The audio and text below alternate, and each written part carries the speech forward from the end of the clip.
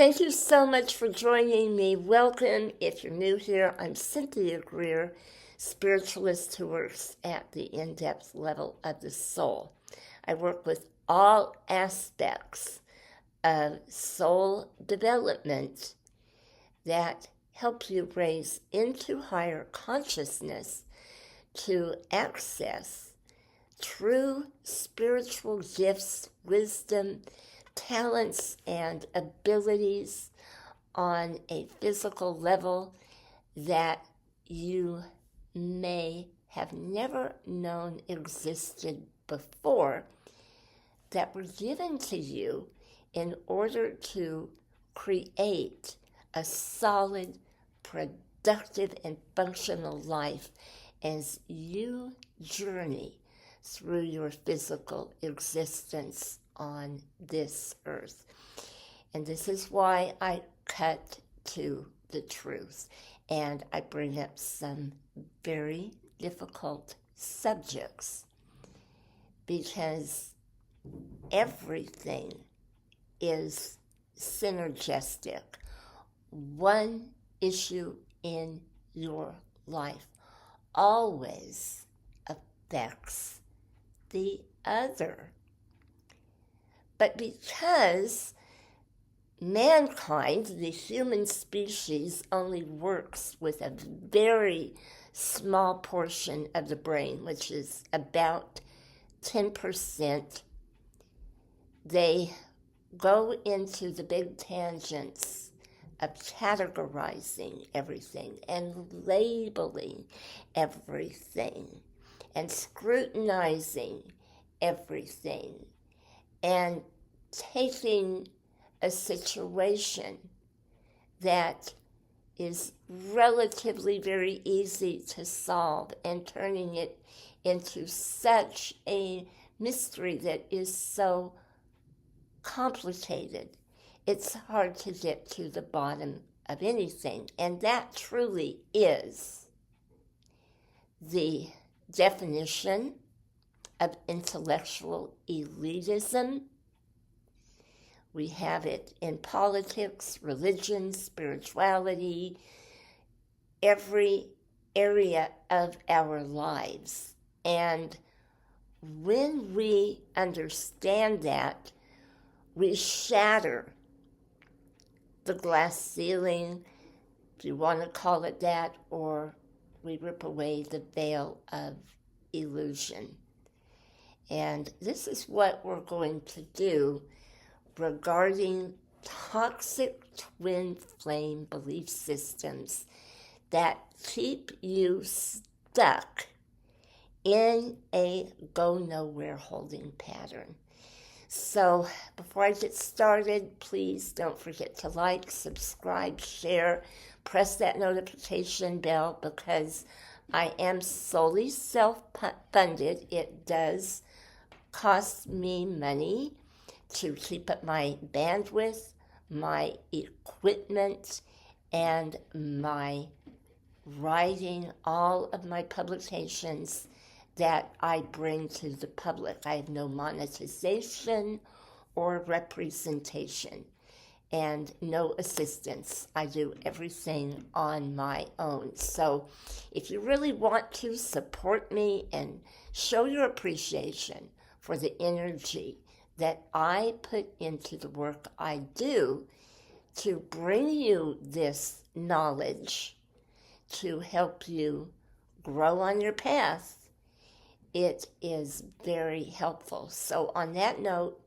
we're moving forward to the toxic beliefs that are floating around in print, in books, on the internet, on blogs, YouTube channels, that are really putting you in a place of delusion and also obsession,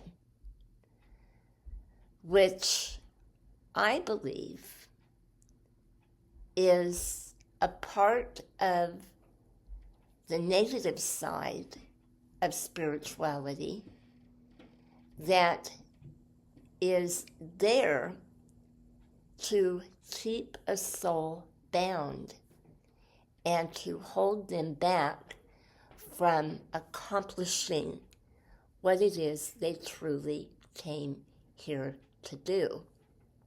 Now, for myself, I have been on this earthly journey a very long time. I have well over 40 years. I'm going into the 44th, 5th year of following my divine sacred path and continuing on in all of my studies and my research. So I have a lot under my belt. I also have worked with a lot of twin flames long before the internet, long before digital manipulation that often feeds the public full of lies, because it's very easy to create images that look so real that if an individual does not have depth and insight to discern what it is they're being shown, they fall into that illusion, thinking it is real, follow the advice, sometimes for many years, and then everything bottoms out when it doesn't work, okay? So the first belief that is going to lead you in delusion, that keeps you in obsession, is the belief that all twin flame information is wrong, that talks about toxic or dysfunctional twin flame connections, because your twin flame, when you meet the right one, if it isn't a false one, would never do anything to hurt you. They would never reject you. They wouldn't be dysfunctional on any level. Now, being that I have known and know a lot of married twin flames who are definitely the real deal, that is not true. Because you are looking at an individual to never commit any kind of sin against another person, to never harm them in any way, mentally or emotionally, financially or physically, or even just say cruel words in a moment of tiredness when you don't want to deal with something, is bogus. Because that would mean that that individual is so highly evolved that they are in the consciousness of an ascended master. And granted, there are some highly evolved souls on this planet. But at that level, it is few and far between.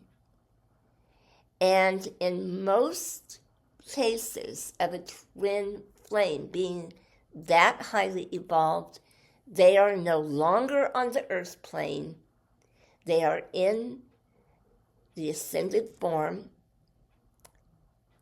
They do not have to come back here unless at some point they choose to be a volunteer and come back. But you would be looking at someone who is highly evolved, and they are very, very focused on planetary healing and their family, if they are raising children. And I have met volunteers who are twin flames that have come back to do that, but they are married to their twin flame. And they knew early on what they were supposed to do together. There is one couple that I know who has a number of children, and their family and their finances and their mission, as far as what they are doing to create beauty and spiritual ambience and love and compassion as an example on this planet, is full force. So it does happen. But what we have on the majority of the internet is the delusional thinking that that person is so perfect, they're going to come in and rescue you.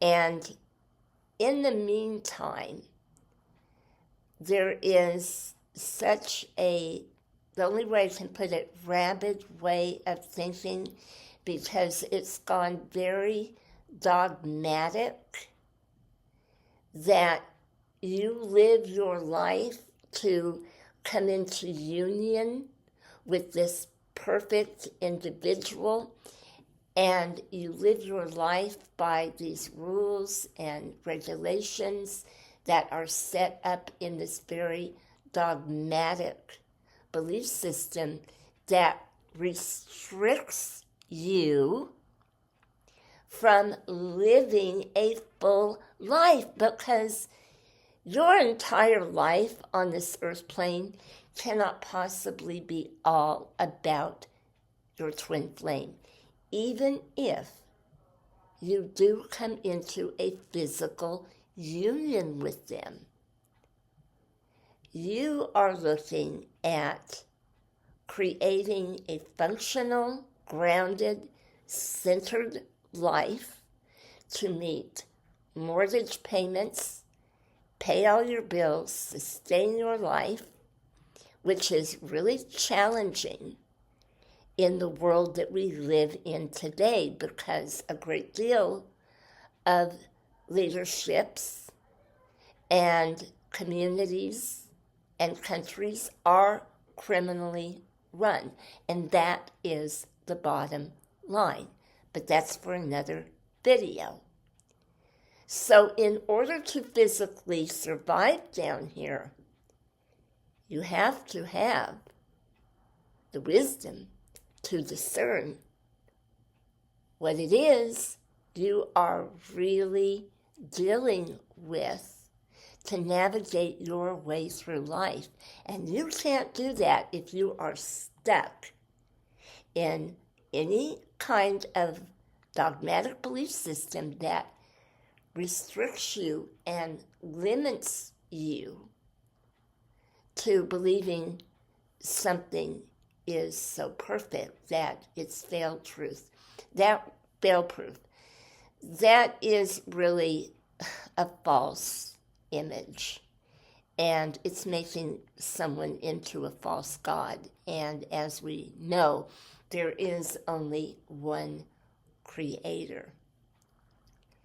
So what happens when people take that route?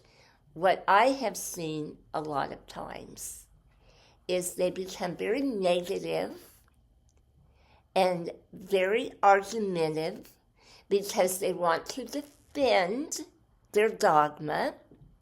They want to defend this perfection and hold on to this idea when they're not working on any aspect of their life, and it is completely obvious because they're nasty and bitter and resentful and hateful, but they're trying to cover it up with this big twin flame dogmatic belief system, when in reality things are not working in their own life.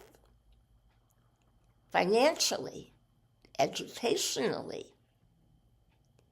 taking care of the basic necessities of life, because everything is spent time-wise following some twin flame guru, some false path that keeps the individual bound to watching videos or being in some type of a program that is going to manifest this person, this twin flame, into their life. Very unhealthy. And eventually, an individual will spiral down to a mental health issue. Now, I'm not a doctor or a psychologist. I'm just telling you common sense-wise. Because there is no reasoning in this way of living. And where your thoughts go, where your energy is directed, is definitely going to result in what manifests into your life. So if you are so one way into that kind of thinking, there is no room for anything else.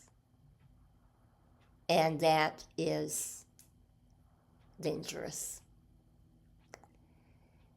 The other aspect that falls under this kind of dogmatic belief system is that you can never become disconnected from your twin flame.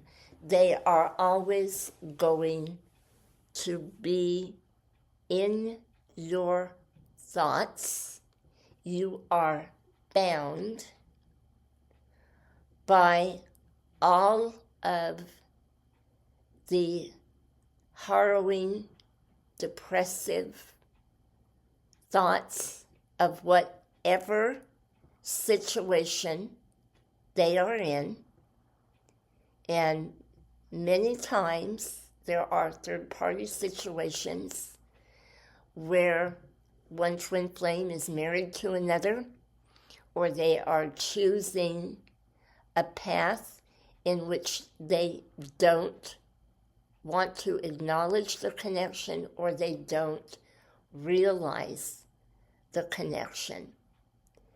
And the twin flame who does realize it, who is longing for this physical connection, is living in the hope that someday they are going to come back to them. They're going to realize the error of their ways with another spouse or relationship, or they're going to come out of some horrible criminal activity or drug or alcohol addiction, and they're going to heal together and create this wonderful life. And what happens is the individual who is believing this way, who is trying to willfully, energetically tap into their twin flame by trying to get inside their head, maybe watching a lot of tarot readings of, oh, where are they at? Are they thinking about me? Do they regret the choices that they have made with their life? Are they thinking about contacting me? All of that is obsession. Now, I'm not discrediting tarot readers. There's some very good ones out there that can tap into those kinds of things, but they will tell you, okay, if they are tapping into it, they will warn you about obsession and what you need to do to get your life together. It won't be one-sided because, of course, empaths can connect on an empathic level. They can see things, and tarot cards are very symbolic, and you can see the energies through those symbols of what that individual that you are inquiring about may be working in. But it's not a guarantee that they're going to come back to you.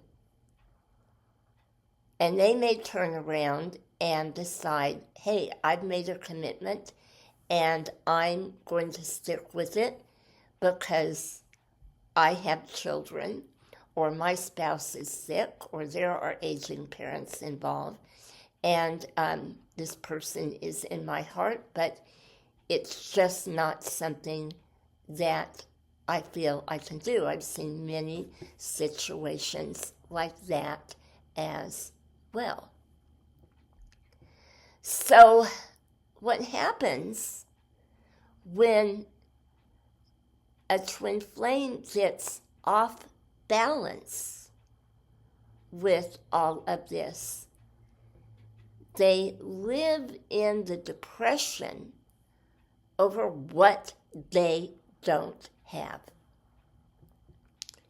And they become the walking wounded, where everything is sorrow in their life because they do not have the other half.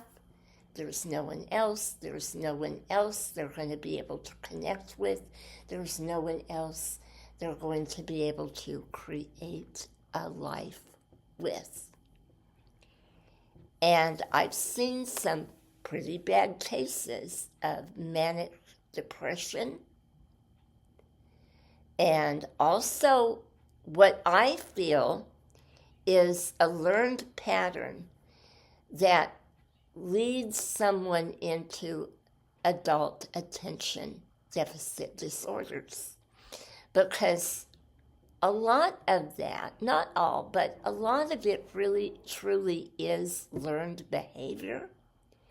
And it does correlate with how the individual lives their life. So if they are an obsessive individual on one thing or on one person, of course they're not going to be able to focus on anything else, especially the things that would bring them financial stability, higher consciousness through knowledge. Because I notice that most people can't even read a simple book. And I have written my books geared towards simplicity. They are not complicated. They are short reads. They're very easy to get through. Yes, the information in them is intense. It cuts to the core, but my books are designed for people to absorb them a little bit at a time and then go back to them and then revisit them and keep them as reference. And this is what healing books are all about, not just by me, but by anyone else who is working with self-growth. So The other issue is the lashing out, the bitterness and the anger that comes when you are always on the defensive, that you feel you have to defend your twin flame journey. And I feel this happens when people get triggered by what a twin flame practitioner is saying, or anyone who is advising an individual to get help on a psychological level. If it has gotten to the point where they cannot function. And I see this a great deal of the time as well. And the biggest thing I see is I can't make any money if they're self-employed. My business isn't bringing any money. I don't have any money. I can't pay my rent. I can't buy food. I have to be on EBT because I can't buy food. Or I can't buy any other necessity of life.